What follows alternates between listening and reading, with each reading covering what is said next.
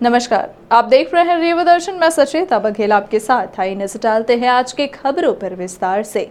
पूर्व मंत्री व रीवा विधायक ने कहा, बसामन मामा गौवंश वन्य विहार देश में आदर्श वन विहार के तौर पर जाना जाएगा। करहिया उपज मंडी प्रांगण में बसामन मामा गौवंश वन्य विहार में संरक्षित गौवंश के गोबर एवं मूत्र से निर्मित उत्पादों का शुभारंभ किया गया। इस अवसर पर पूर्व मंत्री व रीवा विधायक राजेंद्र शुक्ल, सिमरिया विधायक केपी त्रिपाठी, रीवा कलेक्टर मनोज पुष्प, जिला पंचायत के मुख्य कार्यपालन अधिकारी स्वप्निल वानखेड़े समेत अन्य प्रशासनिक अमला मौजूद रहा। इस अवसर पर पूर्व मंत्री एवं रीवा विधायक राजेंद्र शुक्ल ने कहा कि बसामन मामा गौवंश विहार को देश का आदर्श वन्य विहार बनाया जा रहा है। यहाँ के गौवंश के गोबर एवं मूत्र से निर्मित उत्पादों का विक्रय कर इसे आत्मनिर्भर बनाया जा रहा है। इसी कड़ी में उत्पाद विक्रय केंद्र का शुभारंभ किया गया है। मंडी में आने वाले किसान जैविक खाद के साथ साथ अन्य उत्पादों का भी क्रय कर सकेंगे। इसके साथ ही इन उत्पादों को बाजार की उपलब्धता सुनिश्चित कराई जाएगी ताकि उत्पादों के निर्माण में लगे एफपीओ को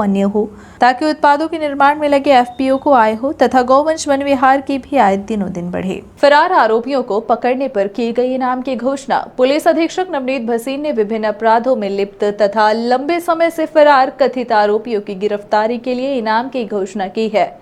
यह घोषणा पुलिस रेगुलेशन एक्ट के प्रावधानों के तहत की गई है। इनाम के संबंध में पुलिस अधीक्षक का निर्णय अंतिम रूप से मान्य होगा। फरार अपराधी को बंदी बनाने अथवा बंदी बनाने के संबंध में महत्वपूर्ण सूचना देने वाले को इनाम की राशि दी जाएगी।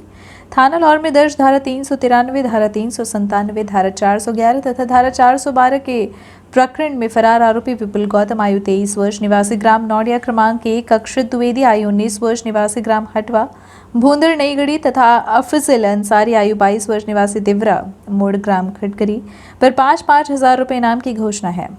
इस तरह थाना सिविल लाइन में दर्ज धारा 354 ग, धारा 354 ख तथा धारा 509 एवं आईटी एक्ट के तहत प्रकरण दर्ज में आरोपी डब्बू उर्फ हरि निवासी ग्राम हरदी तथा वर्तमान निवासी कासा रियो बिल्डिंग फ्लैट नंबर 493 साई मंदिर के पास डोबीवली महाराष्ट्र पर भी 5,000 रुपए का इनाम घोषित किया गया है। जेपी सीमेंट प्रबंधन की लापरवाही। एक बार फिर प्रबंधन की लापरवाही आई सामने। बुधवार को जेपी सीमेंट प्रबंधन की लापरवाही सामने आई है। एक बार फिर से प्रबंधन की लापरवाही की वजह से एक श्रमिक की जान चली गई है। चुराड़ा थाना क्षेत्र अंतर्गत इस घटना को लेकर मिली जानकारी के मुताबिक जेपी सीमेंट में 2 श्रमिक समयलाल साकेत व उनका साथी विश्वकर्मा पाइप फिटिंग का काम कर रहे थे। इसी बीच समयलाल साकेत के सिर पर ऊपर से मलबा जा गिरा जिससे वह बुरी तरह से जख्मी हो गया। इस दौरान बगल में खड़े विश्वकर्मा को भी बुरी चोटें आई हैं। घायलों को जब एसटीएमएच लाया गया तो समयलाल साकेत को डॉक्टरों ने मृत घोषित कर दिया। वहीं विश्वकर्मा का इलाज किया जा रहा है। उसकी भी हालत गंभीर बताई जा रही है। बता दें कि परिजनों को जानकारी हुई तो वह भी अस्पताल पहुंच गए और जमकर हंगामा किया। हालांकि मौके पर पुलिस पहुंची और परिजनों को समझाइश दी जा रही है। परिजनों का आरोप है कि मृतक श्रमिक ठेकेदार के अंडर में काम करते थे, लेकिन जेपी सीमेंट प्रबंधन द्वारा मेंटेनेंस न कराए जाने से मलबा नीचे गिरा है और श्रमिक की मौत हुई है। फिलहाल परिजन काफी आक्रोशित हैं। विद्यालयों के समय संचालन में हुआ समय परिवर्तन। दोपहर 12 से 12:30 बजे तक होंगे विद्यालय संचालित। जिले में गर्मी के प्रकोप एवं गर्मी की वृद्धि को दृष्टिगत रखते हुए कलेक्टर मनोज पुष्प ने जिले में संचालित शासकीय संस्थाओं के समय परिवर्तन के आदेश दिए हैं। उन्होंने आदेशित किया है कि सभी विद्यालय दोपहर 12:30 बजे तक ही संचालित हों। परीक्षाएं पूर्व निर्धारित समय सारणी के अनुसार ही संचालित होंगी। ग्राम बरसैता शिवालय सदन में कलश यात्रा के साथ शुरू हुई श्रीमद् भागवत कथा।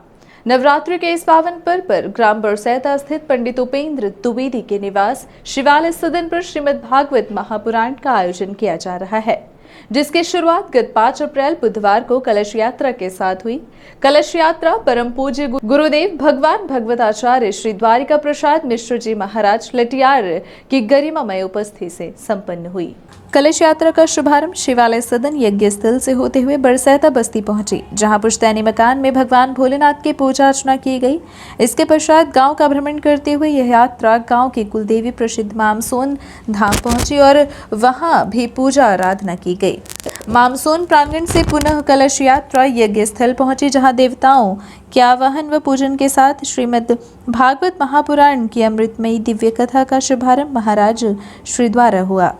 कलश यात्रा का मार्गदर्शन परम पूज्य गुरुदेव महाराज श्री द्वारिका प्रसाद मिश्र व आचार्य द्वारा की गई। वहीं भागवत कथा श्रोता मधुसूदन प्रसाद द्विवेदी व शकुंतला द्विवेदी ने श्रीमद् भागवत महापुराण को अपने सिर पर धारण किए हुए गांव व देवालयों का भ्रमण किया। इस दौरान सिर में कलश लेकर देवी स्वरूपा कन्याएं यात्रा की शोभा बढ़ा रही थीं। महिलाओं ने भी कलश यात्रा में शामिल होकर इस यज्ञ को सफल बनाने में अपना महत्वपूर्ण योगदान दिया। इस दौरान मंगलाचरण और मांगलिक गीतों का भी गायन महिलाओं ने किया। इस अवसर पर बड़ी तादाद में गांव के देवरूप भगवत प्रेमी भक्त मौजूद रहे। ये थी आज की खबरें। आगे की खबरों के लिए बने रहे रेवा दर्शन के साथ। दीजिए हमें इजाजत। नमस्कार।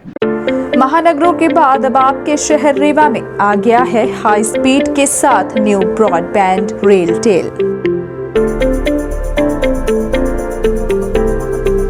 जिसमें आपको मिलेगी अच्छी स्पीड और बेहतर सर्विस।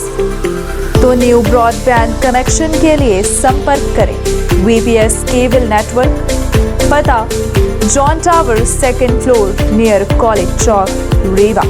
मोबाइल नंबर है 900099222332 और 9425470430। धन्यवाद। Central Academy Primary School, Deendayal Dham Colony, Padra invites admission for session 2022-23 from nursery to class 7th. Grab the opportunity of free registration from nursery to class 1st and cashback of ₹2,500 for first 100 students seeking admission in class 2nd to 7th. Brought to you by Little Hands.